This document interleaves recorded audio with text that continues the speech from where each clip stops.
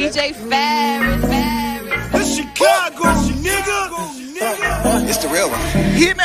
Only one is pulling shit the fuck up. Let's get a sports talk. And again, Dak Prescott's contract talks with the Cowboys, they played out. The first time we heard it publicly was at the Combine in Indianapolis in February of 2019. We heard Stephen Jones say more than once he felt that they were close. Adam, what message does this send to Dak about his long-term future in Dallas? Well, the truth of the matter, Sage, is that nothing has really changed in recent weeks and months. There haven't been any meaningful negotiations since April or so. There was a conversation today between Dak Prescott and Stephen Jones. There was a conversation today between Dak Prescott's agent, Todd France, and Stephen Jones. But there are no meaningful negotiations. They didn't get any. I feel like, honestly, they ain't getting this deal done. I feel like they want to see more out of him.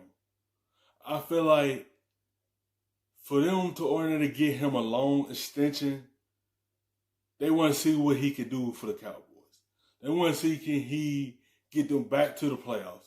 Can he get them deep in the playoffs and potentially get a chance to go to the Super Bowl? That's what they want to see. They want to see more success out of that than winning the division. They want to see more. That's what I feel like, because he still has leverage to me. Because if he was the ordinary say, I don't want to be here no more, they roll Andy Dalton. They feel like they have him behind him. We ain't gonna worry about it if he was the ordinary to sit out. Now we have him. Don't want Andy Dalton to win the quarterback. But at the same time, is he the guy for them? Is he their franchise quarterback? Because they have the weapons there. They just want to try to see more out of him, but I feel like give him the money. I don't. Dak probably just seeing what Pat got, all the other players got, and he probably won't something around there. But I feel like they just waiting to see what else can he do before we get him that long extension. Closer to a deal, and it's as if each side is stuck in its respective stance, content to move into the future the way it is. Dak Prescott wants a 4-year contract, and he believes that playing on a franchise tag and turning down the money that he has gives him that ability and right. The Dallas Cowboys believe that they've offered a fair deal to Dak Prescott with a lot of guaranteed money. But when you look at what he is on a franchise tag and you compare it to some of the other contracts, it might not be quite as sizable as they want, but they believe there's a value in playing quarterback for America's team. So each side now moves forward. But the Dallas Cowboys now find themselves in a predicament where after the season, they're going to be left with one of 3 options. Either they tag Dak Prescott again for $38 million, which is going to be expensive when the cap is flattered down. They sign him to a prohibitive, long-term, pricey extension, or they let him walk and go to another team as an unrestricted free agent. Not a great position for the Cowboys to be in the future. The question should probably start now, about a year from now, I guess, too. So it's $31.4 million. That's his tag number for 2020, Lewis. A lot of money, big raise from his $2 million from last year, but it's a 1-year deal. What does that say to you? What does that mean to you? It says this. It says that, look, Dak Prescott believes that on the open market, and if he is to wait and play the long game and be patient and bet on himself, that he stands to make a heck of a lot more money than he would make if he were to accept whatever Dallas's best offer has been to him at this point. And the fact of the matter is, as long as he stays healthy, he is going to make a lot more money than whatever the best offer it is that they've made him so far at this point. It just involves some risk. And look, Kirk Cousins has been quoted as saying, the cream rises to the top. Kirk Cousins parlayed this kind of strategy into the most lucrative payday for any player in the NFL over the past 4 or 5 years.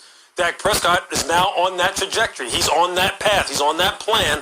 And so it involves risk, and there's people now who are going to... Yes, it involves risk.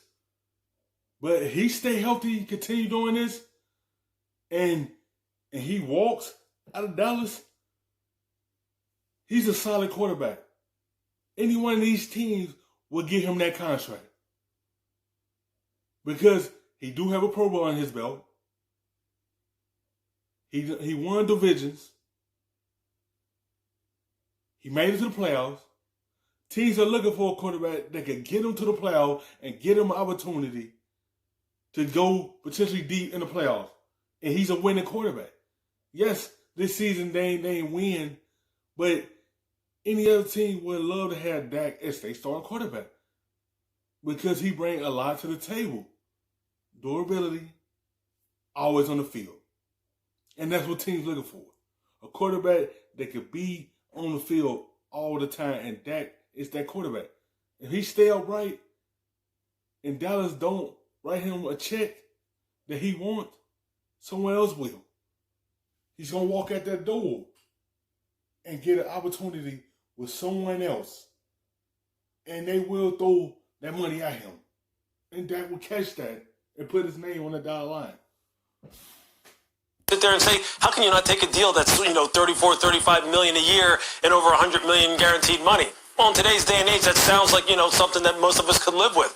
But in the business of football, he sees a much more lucrative path to take that just involves being patient. And what it says is, we're headed for a big-time showdown at the end of this season between the Dallas Cowboys and Dak Prescott. Because as Adam alluded to, either you franchise him again and he collects basically $70 million over 2 years, you sign him to a long-term deal that now the price has gone up anyway on you, or you let him walk. In which case, Dallas, you're starting all over again trying to find a franchise quarterback. So good luck.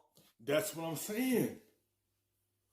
Why would you not just sign him to the long term? Because once you start over,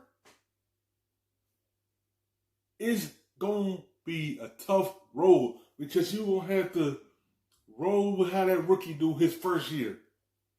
Say if that rookie quarterback throw 15 interceptions and 14 touchdowns. That's what you have to roll with. That means he has to either develop in 2 years, 2 or 3 years. Well, you already got a guy in your system that already developed. You don't want him to go.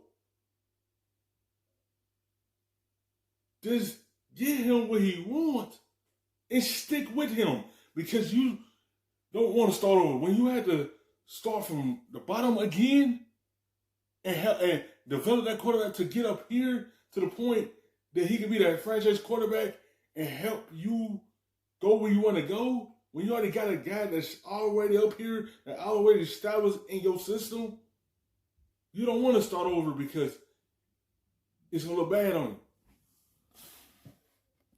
Yeah, incredible. Lewis, I think you said the key word there, business, and it is a business definitely for both sides. Dak, though, one of 12 players who will play on that franchise tag this season, has the most since the tag was implemented in 1993. Adam and Lewis, thank you much. Thanks for watching ESPN on YouTube.